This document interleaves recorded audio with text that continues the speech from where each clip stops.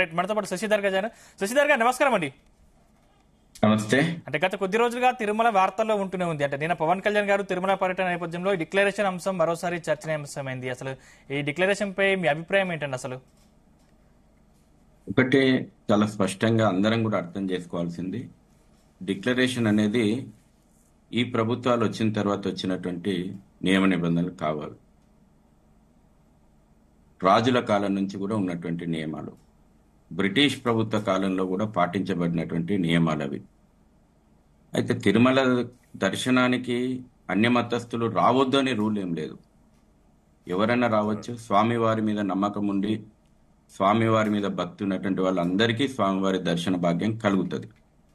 విషయం ఎక్కడ వస్తుందంటే టీటీడీ యాక్ట్ చట్టం, ఇక్కడ చట్టాన్ని మనం గౌరవించాలన్నా చట్టాలను ఉల్లంఘించాలన్నా అనేటువంటిదే ప్రధానంగా ఇవాళ డిస్కషన్ అవుతా ఉంది. ఎవరైనా ఏ స్థాయిలో ఉన్నటువంటి వాళ్ళైనా, ముఖ్యంగా అనేక మంది రోజు తిరుపతికి పోతూ ఉంటారు, రోజు 70,000 మంది ఉంటారు. సరే, అందరిని అడుగుతున్నామా డిక్లరేషను? చాలామంది క్రైస్తవులు, సాధారణమైనటువంటి ప్రజలు దర్శనానికి పోతారు. ఎవరేం మన నొసటి మీద ఏం రాసి ఉండదు, మీరు క్రైస్తవుడా లేకపోతే ముస్లిమా హిందువా అని. అక్కడ ఇక్కడ సమస్య వస్తలేదు.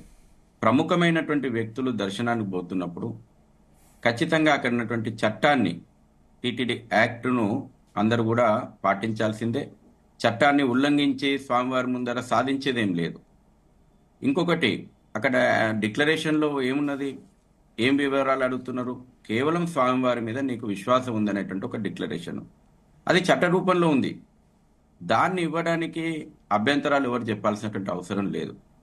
కాబట్టి ఈ రోజున ఒక సాంప్రదాయం, గతంలో అనేక మంది డిక్లరేషన్ మీద సంతకం పెట్టినటువంటి వాళ్ళు ఉన్నారు. ఉల్లంఘించినప్పుడు వివాదాలు ఎందుకు? వివాదాలకు కూడా తావు ఉండకూడదు. ఇవాళ జగన్మోహన్ రెడ్డి గారి కేంద్రంగా నడుస్తూ ఉంది.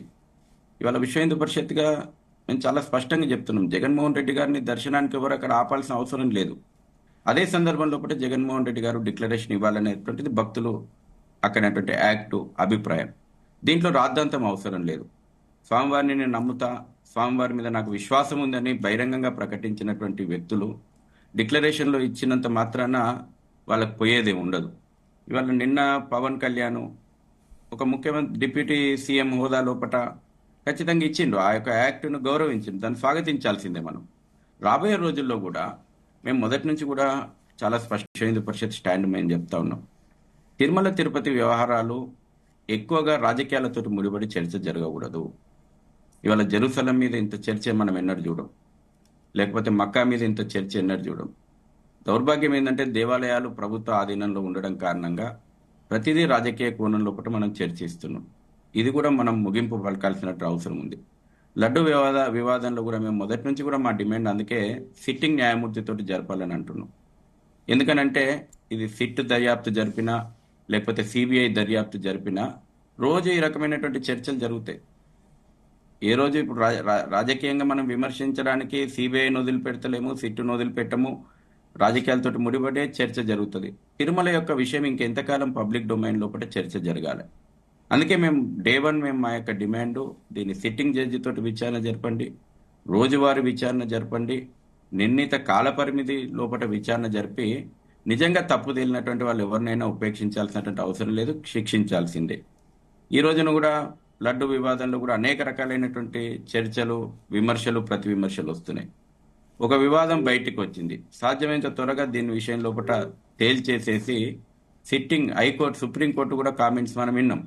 సుప్రీంకోర్టు కామెంట్ వచ్చిన తర్వాత నేను సుప్రీంకోర్టు కూడా మేము విజ్ఞప్తి చేస్తూ ఉన్నాం, మీరైనా సుమోటోగా స్వీకరించి ఖచ్చితంగా సిట్టింగ్ న్యాయమూర్తితోటి రోజువారీ విచారణ జరపాలనేది. ఇక డిక్లరేషన్ చుట్టే ఈరోజు చర్చ అనుకుంటా, అదే కదా మన మెయిన్ టాపిక్. అవునండి, అవును. డిక్లరేషన్ విషయం లోపల ఇక్కడ రాజకీయ ఆరోపణలు, ప్రచారం, ఎవరైనా ఏ మతమైనా ఉండనియండి, తిరుమలకు రావద్దు అని ఏమి రిస్ట్రిక్షన్స్ లేవు. స్వామివారి పట్ల భక్తి విశ్వాసం ఉన్నటువంటి ఎవరైనా రావచ్చు. జగన్మోహన్ రెడ్డి పోతా అంటే కూడా ఆపడానికి ఎవరికి రైట్ లేదు. బట్ అక్కడ సమస్య వచ్చిందల్లా డిక్లరేషన్ విషయం లోపల ఒక బాధ్యత ఉన్నటువంటి వ్యక్తులు ఇంకా గౌరవప్రదంగా వ్యవహరించాల్సినటువంటి అవసరం ఉంది. భక్తుల విశ్వాసాలను కూడా గౌరవించాల్సినటువంటి అవసరం ఉంది. అక్కడటువంటి చట్టాలను గౌరవించాల్సినటువంటి అవసరం ఉంది. వీళ్ళందరూ కూడా బాధ్యత ఉన్నటువంటి వ్యక్తులు కదా. గతంలో ముఖ్యమంత్రిగా పనిచేసినటువంటి జగన్మోహన్ రెడ్డి గారైనా, ఇవాళ డిప్యూటీ సీఎం హోదా లోపల కూతురు డిక్లరేషన్ ఇచ్చినటువంటి పవన్ కళ్యాణ్ అయినా రాజ్యాంగపరమైనటువంటి బాధ్యతల్లో ఉన్నటువంటి వాళ్ళు, గతంలో ఉన్నటువంటి వాళ్ళు ఇంకా బాధ్యతగా వ్యవహరించాల్సినట్లు అవుతుంది, చట్టాలను గౌరవించాల్సినట్లు అవుతుంది. మా స్పష్టమైనటువంటి అభిప్రాయం ఇదే. మొన్న ఒక చర్చ సందర్భంగా నేను చాలా స్పష్టంగా చెప్పిన, జగన్మోహన్ రెడ్డి ప్రెస్ మీట్ చూసిన తర్వాత ఎవరు కూడా నిన్ను ఆపరు, రండి కలిసిపోదాం, డిక్లరేషన్ మీద మీరు సంతకం చేయండి, హిందూ సమాజం హర్షిస్తుంది, దీంట్లో ఎక్కడ కూడా రాజకీయాలు లేవు, దేవదేవుని దగ్గర మనం రాజకీయాలు చేయాల్సినటువంటి అవసరము లేదు, మనకు లేదు. కాబట్టి మీకు భక్తి విశ్వాసం ఉన్నట్టయితే తప్పకుండా మీరు డిక్లరేషన్ మీద సంతకం పెట్టి పోవచ్చు, దర్శనం చేసుకోవచ్చు. మీరే కాదు, ఎవరైనా స్వామికి ఎవరిని కూడా అక్కడేం అడ్డంకులు లేవు. ఇదే సందర్భం లోపల తిరుమల తిరుపతి కూడా గతంలో ఈ విషయం లోపల సాధారణమైనటువంటి ప్రజలకు కూడా స్పష్టమైనటువంటి అవగాహన లేదు. కేవలం రాజకీయ నాయకుల పర్యటనల సందర్భంగానే దీన్ని చర్చిస్తున్నాము. రాజకీయ పర్యటన కోణం లోపల దీన్ని పెద్ద ఎత్తున రాష్ట్ర వ్యాప్తంగా చర్చించిన సందర్భాలు ఉన్నాయి, కానీ సాధారణమైనటువంటి సమయం లోపల ప్రజల్లో కూడా పెద్ద ఎత్తున దీని విషయం లోపల అవగాహన తెచ్చి టీటీడీ కూడా ఆ రకమైనటువంటి చర్యలు చేపట్టాలి. ఏదేమైనా తిరుమల విషయం లోపల సాధ్యమైనంత వరకు రాజకీయ కోణాలు పక్కన పెట్టి మనము ఒక మంచి వాతావరణం లోపల చర్చ జరపడము, అది అన్ని రాజకీయ పార్టీలకు కూడా మంచిది. ఇవాళ ప్రజలు చూస్తున్నారు. ఎక్కువ కాలం మనము దీన్ని రాజకీయ కోణం లోపల ఎవరు ఏ రాజకీయ పార్టీ చర్చించినా ప్రజలు ఈ రోజున స్వాగతించే స్థితిలో లేరు. ఇది అన్ని రాజకీయ పార్టీలు కూడా గమనించాలి. అది ఇటు ఆరోపణలు చేస్తున్నటువంటి వాళ్ళు కానీ, ప్రత్యారోపణలు చేస్తున్నటువంటి వాళ్ళు కానీ సాధారణమైనటువంటి భక్తుని యొక్క మనోభావాలను దృష్టిలో పెట్టుకొని దీని మీద చర్చిస్తే మంచిది. శశిధర్ గారు ఒక్క మాట, ఇప్పుడు మీరు చెప్పే ఈ నేను చెప్పే విధానము ఇదే. ఒక్క పాయింట్ మీకు నేను డిఫర్ అవుతుంది ఏంటంటే, ఇప్పుడు ఈ పెట్టుకెళ్తే ఆయనకేం పోయేది లేదు, దానివల్ల మంచి గౌరవమే లేదు, డిక్లరేషన్ అవసరం లేదు, నేను వస్తాను దేవుడి దగ్గరికి, దాన్ని అబ్జెక్ట్ చేయటం ఎందుకు? అబ్జెక్ట్ చేయాల్సిన అవసరమే ఉంది. ఒక్క నిమిషం అబ్జెక్ట్ చేయాల్సిన అవసరం. ఇలా పెడితే మనం హిందూ మతమే, రేపు వచ్చేవాళ్ళు ప్రతి వాళ్ళు వేల మంది వస్తూ ఉంటారు, ప్రతి వాళ్ళు నువ్వు హిందువా, నువ్వు అంగీకరిస్తున్నావా దేవుణ్ణి అని అడుగుతామా? అడగగలమా? అది కుదిరే పనేనా? కనుక వస్తారు, ఒక ఇష్టం ఉన్న దాని డిక్లరేషన్ వచ్చి దేవుని దర్శించుకునే వాళ్ళు ఉండొచ్చు, లేదు దేవుని కావాలి దేవుని దర్శించుకోవాలి వచ్చేవాళ్ళు ఉండొచ్చు. దీని కండిషన్ ఏంటని? It is option you like you declare it. తప్పు చేస్తున్నాం. హిందూ మతం యొక్క ప్రాథమిక లక్షణం, బేసిక్ నేచర్ ఆఫ్ హిందూ మతం, అందరినీ హక్కును చేర్చుకునే నేచర్ ని దెబ్బ కొడుతున్నాం అనేది నా ఫీలింగ్. సార్, నాకు స్క్రీన్ మీద కనబడట్లేదు వారి పేరు. చిట్టిబాబు గారు, త్రిపురనేని చిట్టిబాబు. చిట్టిబాబు గారు నమస్కారం. నమస్తే. ఇక్కడ మీరన్నది చాలా స్పష్టం. సనాతన ధర్మం తల్లి ఒడికి వస్తా అంటే అందరు కూడా స్వాగతిస్తారు. తల్లి ఒడికి తిరిగి చేరుతా అంటే ఎవరు కూడా దీన్ని వ్యతిరేకిస్తలేము. మేము దీన్ని మూర్ఖంగా ఈ దర్శనాలకు ఈ వివాదాలకు దూరంగా ఉండాలనేటువంటిది విషయం చాలా స్పష్టంగా ఏంటంటే అక్కడ చట్ట రూపంలో ఉన్నది. చట్ట రూపంలో ఉన్నటువంటి దయచేసి మీరు చట్టం అనే పదం వాడకండి. చట్టగత రూపం కాదు. ఆ దేవాలయం వాళ్ళు ఆ కాలంలో ఒక కండిషన్ పెట్టుకున్నారు అంతే. చట్టం కాదు, వాళ్ళు పెట్టుకున్న condition. It is not legal. నన్ను చెప్పనియండి. టీటీడీ యాక్ట్ అనేటువంటిది చాలా స్పష్టంగా ఒక చట్టం ఉన్నది. టీటీడీ యాక్ట్ ప్రకారం ఆ నిబంధనలు ఉన్నాయి. కాబట్టి గతంలో టీటీడీ యాక్ట్ నిబంధనలే కాదు, గతంలో రాజరాజ చోళుల పీరియడ్ లోపట ఈ నిబంధనలు ఉన్నాయి. గతంలో ఈ దేశం మీద మొఘలులో దాడులు జరిగినప్పుడు ఈ నిబంధనలు చాలా స్పష్టంగా అమలు చేసిండ్రు. తిరుమల చరిత్ర, వేల సంవత్సరాల చరిత్ర ఇది. యాక్ట్ మద్రాస్ ప్రెసిడెన్సీ యాక్ట్ తీసుకొచ్చిన తర్వాత నేను చెప్పనండి, మొదట్లో బ్రిటిషర్లు కొంత ఈ యొక్క వెసులుబాటును తీసుకొచ్చేటువంటి ప్రయత్నం చేశారు.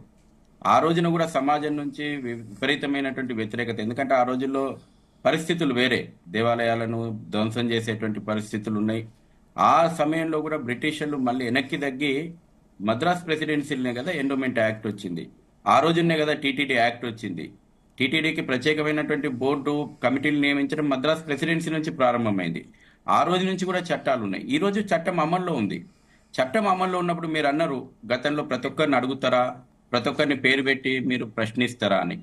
చట్టం అక్కడ ఏం స్ట్రిక్ట్ గా ఏమి ఇంప్లిమెంట్ చేస్తలేదు. ఇక్కడ సమస్యలు వచ్చింది ఏంటంటే, బాధ్యత గల వ్యక్తులు మేము చట్టాన్ని ఉల్లంఘిస్తాము, అనేటువంటిదే ఇక్కడ చర్చనీయాంశము, వివాదం సార్ బాధ్యత గల వ్యక్తులు అంటే పొలిటికల్ ఇదే బాధ్యత గల ప్రజల్లో మిగతా వాళ్ళ బాధ్యత వచ్చేవాళ్ళు ఎంతమంది దేవాలయానికి వచ్చేవాళ్ళు ఎంతమంది బాధ్యత గల ఉన్నారు? పొలిటికల్ అయితేనే బాధ్యత వాళ్ళు చెప్పాలి.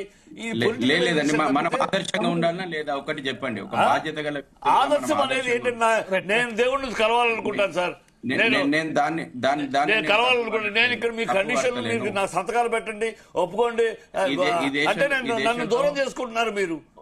నన్ను రానివ్వకుండా దేవుడి దగ్గర రానివ్వకుండా మీరు దూరం చేస్తారు. రేపు అందరికి ఆ కండిషన్ అందరికి వర్తింప చేయండి. ఎంత బాధ ఉంది, ఎంతమంది అన్ని రాకుండా పోతారు. లేట్ గా జాయిన్ అయినా దయచేసి నన్ను చెప్పండి శశిధర్ గారు. ఇప్పుడు ఈ దేశంలో కొన్ని దేవాలయాలకు కొన్ని వాటి ప్రాముఖ్యతలను బట్టి కొన్ని నిబంధనలు ఉన్నాయి. ఇవాళ శబరిమల పోతే ఒక నిబంధన ఉంటుంది, అక్కడి క్షేత్రం యొక్క నిబంధనలు అవి పాటించాల్సిందే. గురువాయూర్ పోతే ఒక నిబంధన ఉంటుంది. మేము అన్ని దేవాలయాలకు అన్ని రకాల నిబంధనలు ఏం లేవు. రాఘవేంద్ర స్వామి మఠానికి పోతాం. అదే సార్ సార్ నాకు అర్థం కాదు అయ్యా శశి గారు, నాకు అర్థం కావట్లేదు. అంటే ఇక్కడ నిబంధన డిక్లరేషన్ చేస్తేనే లోపలికి రావాలని ఉందా? లేదు, మీరు చర్చ పెట్టండి, ఆ చట్టాన్ని ఎత్తేద్దామని. కాదు నిబంధన మీరు చెప్పే నిబంధన డిక్లరేషన్ ఇస్తేనే లోపల దేవుడు దర్శించుకోవాలని ఉందా? అలాంటి నిబంధన కాదు కదా.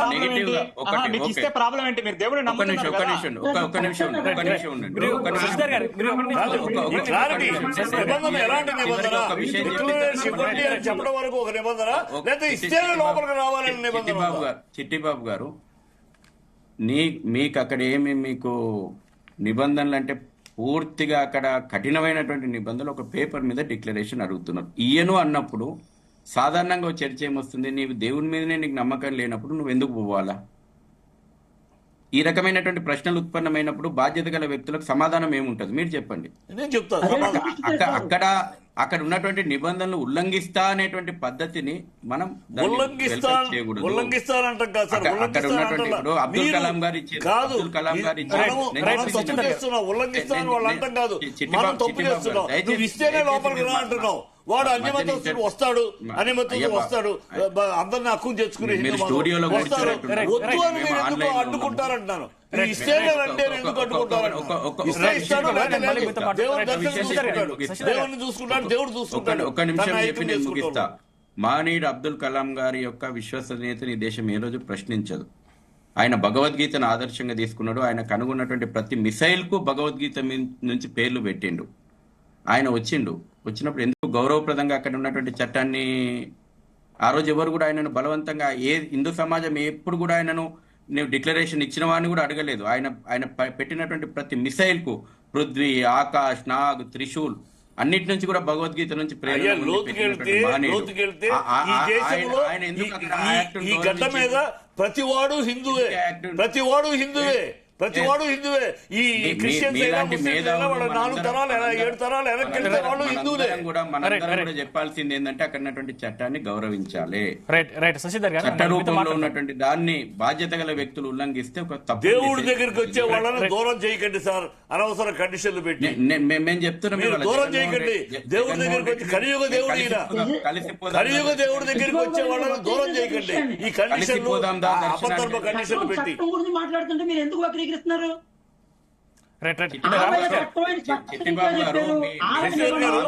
శశిధర్ గారు చాలా బాగా మాట్లాడతారు, చాలా మంచి విషయాలు చెప్తారు. శశిధర్ గారు మీరు చెప్పేదాన్ని అన్ని ఏకీభవిస్తున్నారు. నేను ఒకటే ఏకీభవిస్తుందంటే ఈ కండిషన్ వద్దు.